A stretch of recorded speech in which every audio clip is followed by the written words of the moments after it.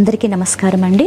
నేను డాక్టర్ జ్యోతి పీతల, assistant professor, ఊపిరితిత్తుల విభాగము, నారాయణ మెడికల్ కాలేజ్ నుంచి మాట్లాడుతున్నాను. మార్చి 24 ప్రపంచ క్షయవ్యాధి నివారణ దినోత్సవం పురస్కరించుకొని ఈ వ్యాధి గురించి మీతో క్లుప్తంగా మాట్లాడడానికి మీ ముందుకు వచ్చాను. ఈ మార్చి 24వ తారీఖునే ఈ ప్రపంచ టీబీ డేని ఎందుకు సెలబ్రేట్ చేసుకుంటున్నారు అంటే 1882వ సంవత్సరము డాక్టర్ రాబర్ట్ కాక్ అనే జర్మన్ శాస్త్రవేత్త ఈ వ్యాధికి కారణమైనటువంటి క్రిమిని కనుగొనడం జరిగింది. సో ఆ సందర్భాన్ని పురస్కరించుకొని ప్రతి సంవత్సరము ప్రపంచవ్యాప్తంగా మార్చి 24వ తారీఖున ఈ వరల్డ్ టీబీ డేని సెలబ్రేట్ చేసుకుంటున్నాము. అవగాహన అని ఎందుకు అంటున్నానంటే ఈ వ్యాధి తీవ్రతను తెలుసుకోవడం మనకు ఎంతైనా అవసరము. వైద్యము మనకు ఎంత అభివృద్ధి చెందినప్పటికీ ఈ యొక్క టీబీ అనే వ్యాధి గురించి చాలామందికి అంతో ఇంతో తెలిసినప్పటికీ కూడా ఈ వ్యాధి తీవ్రత ప్రపంచవ్యాప్తంగా ఎంత ఉందంటే దాదాపు 11 మిలియన్ల పైచిలుకు ఈ వ్యాధి బారిన ప్రపంచవ్యాప్తంగా పడుతుండగా అందులో దాదాపు 15 లక్షల మంది మరణాలు సంభవిస్తున్నాయి. అందులో అన్ఫార్చునేట్గా మన భారతదేశం నుండి 25% కేసులు నమోదవుతున్నాయి అంటే ఆలోచించాల్సిన విషయము, గమనించాల్సిన విషయము. ఈ వ్యాధి ఎలా సంక్రమిస్తుంది?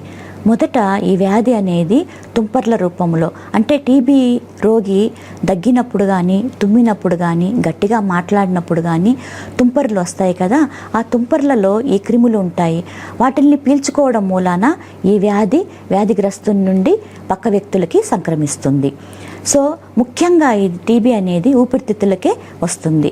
అలాగని ఇతర భాగాలకు రాకూడదని లేదండి.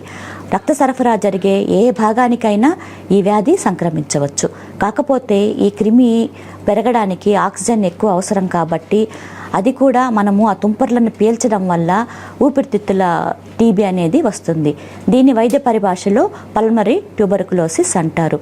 అలా కాకుండా మన శరీరంలో వెంట్రుకలు, గోర్లు మినహాయించి ఏ భాగానికైనా ఈ టీబీ సంక్రమిస్తే దాన్ని ఎక్స్ట్రా పల్మనరీ ట్యూబర్కులోసిస్ అంటారు. ఇకపోతే నేను చెప్పినట్లు ఈ వ్యాధి అనేది తుంపర్లను పీల్చుకోవడం వల్ల వస్తుంది కాబట్టి ఊపిరితిత్తులకు సంక్రమిస్తే దాని లక్షణాలు ఎలా ఉంటాయో మనం క్లుప్తంగా చూద్దాము. మొదట ఈ వ్యాధి దగ్గు, 2 వారాలు అంతకు పైచిలుకు దగ్గు ఉండాలి. ఆ దగ్గుతో పాటు కొంతమందిలో కఫం రావడము, ఆ కఫంలో రక్తం పడ్డము అనేది జరుగుతుంది. దాంతోపాటు జ్వరము, చలితో కూడిన జ్వరం అనేది ముఖ్యంగా సాయంత్రం పూట రైజింగ్ టెంపరేచర్ అంటారు, అది ఉంటుంది. దాంతోపాటు బలహీనంగా ఉండడము, నీరసించిపోవడము, మనిషి ఛాయ తగ్గిపోవడము, ఆకలి మందగించడము, తద్వారా బరువు తగ్గడం అనేది ఈ వ్యాధి యొక్క ముఖ్యమైన లక్షణాలుగా చెప్పుకోవచ్చు. ఇకపోతే ఈ వ్యాధి లింగభేదము లేదు, వయోభేదము లేదు. కాకపోతే ఇమ్యూనిటీ తగ్గిన వాళ్ళల్లో, అంటే వ్యాధి నిరోధక శక్తి తక్కువగా ఉన్న వాళ్ళల్లో ఇది ఎక్కువగా వస్తుంది.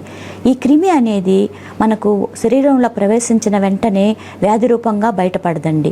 95% మందిలో మనకు వ్యాధి నిరోధక శక్తి అనేది ఈ క్రిమితో పోరాడి అది ప్రాణాంతకంగా మారకుండా మనల్ని కాపాడుతుంది. కేవలం 5% వాళ్ళల్లో మాత్రమే ఎవరిలో అయితే ఇమ్యూనిటీ పవర్, అంటే వ్యాధి నిరోధక శక్తి తక్కువగా ఉంటుందో, ఉదాహరణకు వయసు పైబడిన వాళ్ళల్లో, అంటే వృద్ధుల్లో, పోషకాహార లోపం ఉన్న వాళ్ళలో, గర్భిణీ స్త్రీలలో, షుగర్ లాంటి వ్యాధులు ఉన్న వాళ్ళలో, హెచ్ఐవి ఉన్న వాళ్ళల్లో ఈ వ్యాధి అనేది తొందరగా సంక్రమించి మనకు తీవ్ర పరిణామాలను చూపిస్తుంది. ఇకపోతే వ్యాధి నిర్ధారణ ఎలా చేసుకోవాలి?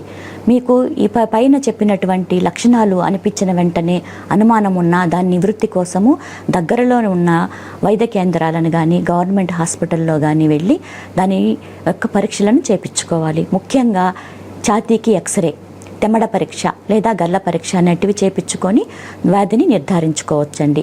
ఇప్పుడు మనకు లేటెస్ట్ అడ్వాన్స్డ్ టెక్నాలజీ ఎలా వచ్చిందంటే కేవలం 2 గంటల్లో CB-NAT అనే పరీక్ష ద్వారా వ్యాధిని నిర్ధారించి మనము దానికి చికిత్సా పద్ధతులను అవలంబించే అవకాశం కూడా అందుబాటులో ఉన్నది. ఇది ప్రభుత్వ హాస్పిటల్స్లో అయితే గనక మనకు పూర్తి ఉచితంగా చేయబడుతుంది. ముందు చెప్పిన విధంగా వ్యాధి నిర్ధారణ గల్ల పరీక్ష ద్వారా మనకు కన్ఫర్మ్ అయిన తర్వాత వైద్యుల సలహాలు, సంప్రదింపుల మేరకు అవసరమైన చోట మనం 6 నుంచి 9 నెలల వరకు ట్రీట్మెంట్ని తీసుకోవాల్సిన అవసరం ఎంతైనా ఉంది. ఈ ట్రీట్మెంట్ని ప్రభుత్వం వారు పూర్తి ఉచితంగా అందజేస్తున్నారు. నిక్షయ్ పోషకాహార యోజన పథకం కింద పోషకాహార లోపాన్ని నివారించడానికి నగదును కూడా ప్రభుత్వం వారు అందజేస్తున్నారు. వైద్యము ఈ రోజుల్లో ఎంత అభివృద్ధి చెందినా, ఎన్ని పథకాలతో ప్రభుత్వం వారు కానీ డాక్టర్స్ కానీ చెప్తున్నా కూడా కేవలము ఒక అవగాహన లోపం వల్ల లేదా నిర్లక్ష్యం వల్ల ఈ వ్యాధి అనేది ప్రాణాంతకంగా మారడం అనేది కొంచెం ఆలోచించదగ్గ విషయం అన్నమాట. సో అవగాహన అంటే కొంతమంది టీబీ అంటేనే అది అంటువ్యాధి అని ఒక స్టిగ్మాతో ఉంటూ ఉంటారన్నమాట. అలా కాకుండా అనుమానం వచ్చినప్పుడు వ్యాధి నిర్ధారణ చేసుకొని మనకు మనమే ట్రీట్మెంట్ అనే సహాయాన్ని ఇచ్చుకోవడం ద్వారా, ఎందుకంటే ఇది అంటువ్యాధి కదా, ఇది మనతో పోదు, మన చుట్టుపక్కల వాళ్ళ కుటుంబ సభ్యులు అయితే ఏమి, మనం పనిచేసే చోట అయితేనేమి, స్కూళ్ళల్లో పిల్లలకు వచ్చినప్పుడు వాళ్ళు అంటించడం ద్వారా కానీ ఇట్లా వేరే వాళ్ళకు కూడా స్ప్రెడ్ అయ్యి అది ఇంకా కొంచెం బర్డన్ ఎక్కువ పెరిగే అవకాశం ఉంది. కాబట్టి మన స్టిగ్మాని వదిలేసేయాలన్నమాట. వదిలి ట్రీట్మెంట్ తీసుకుంటే ఇది పూర్తిగా నివారించదగ్గ జబ్బు కాబట్టి ఆ ట్రీట్మెంట్ని కంప్లీట్గా తీసుకొని మీకు మీరు సహాయం చేసుకోవడమే కాకుండా సమాజానికి కూడా సహాయం చేయాలని కోరుకుంటున్నాను. సో టీబీ రహిత సమాజాన్ని నిర్మిద్దాం, సంతోషంగా జీవిద్దాం. జై హింద్.